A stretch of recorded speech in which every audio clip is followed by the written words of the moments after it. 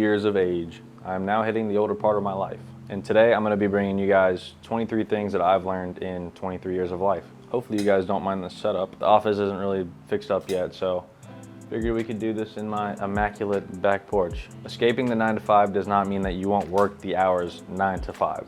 This is something that I thought about when I was getting into entrepreneurship, creating my own business, freelancing, all that good stuff. I was like, dang, I get to have, weekends off, weekdays off. I get to create my own schedule. I can do whatever I want. And I have slowly learned that that is definitely not the case. When I was first starting out, a lot of the days I worked 9 to 5 plus a lot of hours. And yes, theoretically, I can take off whatever day I want, whenever I want, but that could just ultimately set me back farther from meeting deadlines, losing out on potential gigs, stuff of that nature. You can grind and you can put in the work to be able to choose whenever you want to work, travel wherever you want to go, spend money on whatever you want, instead of a regular corporate 9 to 5 job where you're kind of capped out at how much you can make, your PTO days. And this also isn't knocking corporate 9 to 5 jobs. This is just a personal preference of which path you would rather take. The big thing that I've learned is networking has gotten me farther than any other life skill, not even just business-wise, literally anything. In church, networking has led me and my wife to so many new friends. As far as the creative world goes in business, networking has got me to where I'm at today. Ultimately, when I started working in the creative field, I worked for nothing, barely any pay behind it. That was in early 2020. And now in middle of 2023, my wife and I are fortunate enough to have a house, along with just taking a huge stride in my creative career, working with the Bucks, the Rays, and the Lightning. And the only way that I was able to do that, other than Jesus, was networking. There are tons of other creatives that are 10 times better than me, but I promise you that they did not build the genuine relationships that I had cultivated just naturally. That's something that I pride myself in, is just being able to strike up a conversation and just be natural, not having to force anything, natural relationships that I still have today. Everybody's timeline is different. My wife and I are fortunate to own a house at 23 years of age. I have a little bit of freedom with work. We're able to travel to some places. Just because you are 23 years old in maybe the same field as I am, that doesn't mean that we're gonna have the same things or be able to do the same things in life. There are 19-year-olds that are making millions of dollars on social media, in the creative industry. I also have to be conscious and aware that they have a different timeline than I do. The point is, you have to be okay with your timeline. I'm a much happier person when I'm physically healthy. I got engaged to my wife and I was 196 pounds. That's the most I've ever weighed. I almost hit 200. That was insane for me. It was happy weight. I didn't really care. I was just super happy. I still am super happy, but you know what I mean. Not really caring about what I was putting into my body. Ever since being married, I'm in the 170s. I just feel so much better, confidence-wise, mental clarity wise, and there's still some things that I'm working on today, like some skin conditions I have, still trying to drop a little bit of weight. I'm a much happier person when I'm working out, going on runs, consciously eating healthy. So go get that gym membership, go get those running shoes, whatever you gotta do. Start eating a little bit healthier, make some good smoothies, whatever you need to do to get healthy. It not only benefits you, but it benefits the people around you. Following God and choosing to put God first is a decision that I make daily, and it's the best decisions that I ever make. I would not be where I am today with my wife, with the friends around me, if it wasn't for God. I've had circumstances in my life that easily somebody could have gone through and they would have turned away from God, and they would have asked God, why would you do this? Why would you let me go through this? Why would you let this happen to that person? I chose to use those circumstances as ways to get closer to God. Ultimately, God pulled me through those tough times. He blessed me with Lena, my wife, who's been just an absolute rock for me, as well as just the opportunities that have came about in my life. All of those were from God. None of this was luck. None of this was fate or whatever. It was all God, God's timing, and I choose to trust in that daily, and it's the best decision I've ever made. Surrounding myself with like-minded individuals. Not only does this apply in business or whatever your goals are, your personal life with relationships. For me, my priorities are faith, my wife, my friends, and family, but it's always God number one. In that, when pursuing God, I want people around me to also be pursuing God, because it's, we're all on the same page. Joining small groups has really helped my wife and I. Finding entrepreneurs in church, that's just a game changer. I mean, not only do they, follow God, have Christian values, but they're also in the entrepreneurship game, just like I am. And so that's a huge help. And that's been something that's completely changed the game for me in my personal life and in my business life. Label and organize your footage. So when I was doing this as a hobby, when I was making travel films, as a hobby, nothing like freaking Sam Colder or Sam Newton or anything like that. I would not save anything on a hard drive. I just put everything on a computer because I thought that's how everybody did it. This is actually crazy now I think about it. I would buy a new SD card every time one filled up. I thought that's where they were supposed to live. I thought all the footage was supposed to stay on the SD card or on your computer, and then when your computer gets full, then you just keep the SD cards and you plug them in whenever you need them. That is not the case. Now I only have like 4 or 5 SD cards that I rotate through and offload and dump. I have about 7 Lacey's now, all of them labeled with a year or for a personal client. Labeling your footage, labeling your hard drives is going to save you so much time. The audio on your finished video is almost more important than the actual footage itself. If you were watching this right now and I just crinkled up this mic right here, it's right there, yeah, it's right there. If I just crinkled up that mic, or I didn't have a mic at all, you know, and maybe there was crazy background noises, I would click off immediately. Even though it might be visually pleasing, if it doesn't have good audio, it doesn't captivate the viewer as much. So personally, I would invest in, you know, whether it's interviews or sports or whatever it may be, I would invest in some sound effect packs, maybe like a subscription-based website like Epidemic Sound. It's not sponsored. Maybe it will be though. Also, you know, shotgun mics, those are all massive upgrades and will change your video quality forever. Don't burn bridges. You don't know where those relationships could take you further on in life. Even if clients rub you the wrong way, even if bosses rub you the wrong way, try to leave on a good note. If you can leave the bigger person, they can't say anything bad about you. That's just how it goes. Say you're applying for another job, they call one of your old bosses, and you left on a bad note, you might not get that new job. No matter what happens, no matter what the circumstances were, the situations, if you can leave on a good note, that's all that matters. You can be a jack of all trades or a master of one, but you can't be both. This is kind of something that I'm learning currently. I realize that I'm doing so many different things. I'm not just filming. I'm not just editing. I'm not just doing audio. I'm doing all of these different things, taking these different avenues in the creative world, and I'm just trying to be a jack of all trades. I'm not trying to master any one thing. Now I will take some time and try to better myself in one of those areas so that I can be a better jack of all trades and do everything a little bit better. Make a film reel for every year that you create. I started doing this in 2021. It wasn't really good, so I never posted it, but it was a film reel that I had to, you know, send to jobs that I applied for and whatnot. I think it's really beneficial to make one every year. Even if you already have, you know, your 10-year job, your dream job, I still think it's beneficial to make a reel because it's almost like this big story, and you can see how far you've come over that year. You can see all the stuff that you've put together, all the pieces that you've been able to work on, and it's almost like a fun creative project. Like, I've never made a reel and was bummed about having to make one. I always have the most fun making my reels. It just takes you back to those fun shoots. You get to put some sweet music on it, some sweet effects, try different things, and just this one video encompasses your whole year. Not only is it fun, but I think it's very beneficial just to see the growth from year to year.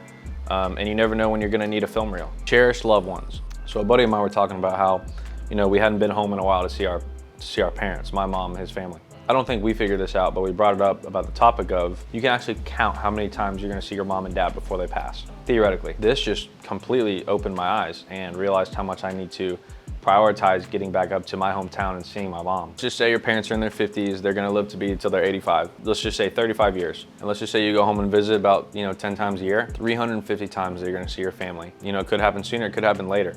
But that just puts it into perspective about cherishing your loved ones. My dad passed away at 18 years old, unexpectedly.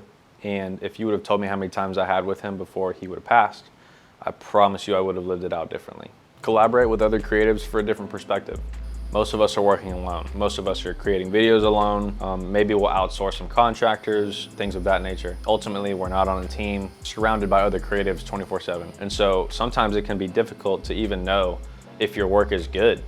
And so collaborating with other creatives, getting people's perspectives from the creative world can help tremendously. Just in the fact of, you know, constructive criticism, things like that. Make short form and long form content. When TikTok came about and Instagram Reels came about, I switched majority of my work to short form. I completely cut out long form content. And the reason why I'm now tuning back into the YouTube side of things is because it makes you think in such different capacity. I feel like working on both is beneficial for long form and short form. Like say for instance, when you're working on short form content and those banging edits on Instagram Reels and YouTube Shorts and whatnot, you're working to captivate a viewer for 20 seconds, whatever it may be.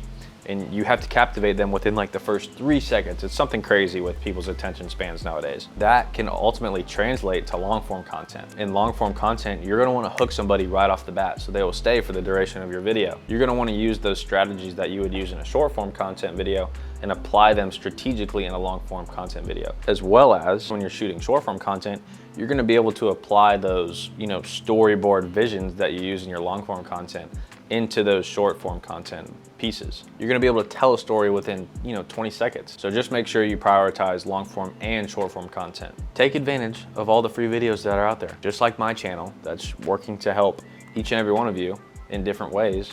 There are so many YouTube channels out there, free information sources out there that will help you get so much better at your craft. You don't have to pay to go have a mentor session with somebody that you look up to. It's right there on YouTube, and they're teaching you free stuff. Like every week. It's insane. Yes, it's great to ask questions. It's great to go on rabbit hole trails, whatever. YouTube should be your #1 source of learning anything, legitimately. I learned how to use Premiere Pro on YouTube. I learned how to install a ceiling fan on YouTube. There's so much stuff on YouTube that's free. If you're not taking advantage of that, then someone else is. Don't stop thinking of new business ventures. Don't stop thinking of new business ideas. Just know when to pursue them and when not to. I know as a creative myself, also, an entrepreneur mind, I have ideas left and right weekly, and a lot of them would completely deviate me from my plan as of right now, which is to grow Bloomberg Film. This comes into play with the jack of all trades and the master of one. If you put your hand in too many different baskets, you're not gonna be able to really see the full potential that your one business has or your main objective has if you have all of your time spread out through different things. I feel like I have a lot of sick ideas, and they're probably not, but for me, they're sick ideas, and I would love to pursue each and every one of them, see where they go, if they fail, whatever. Is that good for my main objective? Is that good for Bloomberg Film? No. Being consistent in anything you do. Consistency, you'll see a lot of growth and a lot of other things that are gonna be beneficial to you and the ones that are gonna be feeling the consistency around you. Romans 12:2. I have this tattooed on the side of my leg. It's one of my favorite verses in the Bible. It says, "Do not be conformed to the patterns of this world, but be transformed by the renewing of your mind." And really the way that I take this and the way that I understand it is to just, for myself, to keep pursuing God. Don't let these, worldly temptations get to me.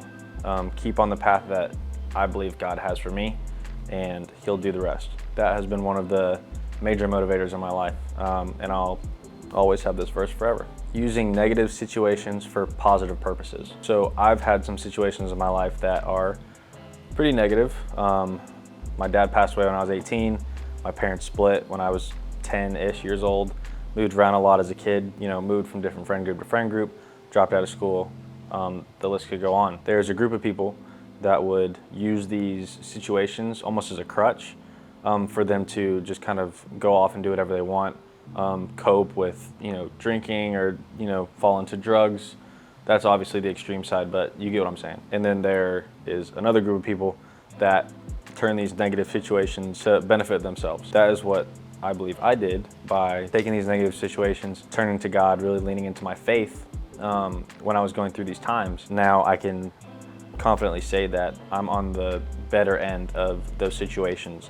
Even though those situations were, 5+ years ago, I don't use those today as a crutch. I use those as a motivator. Manual focus will always prevail. That is something that I learned about a year into my creative journey. I learned very quickly the creative standard is manual focus. That's just the way it is, even though autofocuses on cameras these days are absolutely insane.